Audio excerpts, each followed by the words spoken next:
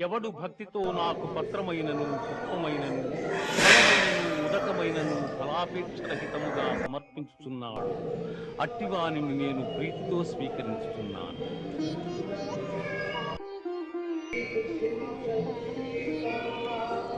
మన్మనాభవ మద్భక్తో మజ్జాజీ మాం నమస్కురు మామే వైష్యసి యుక్త్యేవ ఆత్మానం మత్పరాయణగా.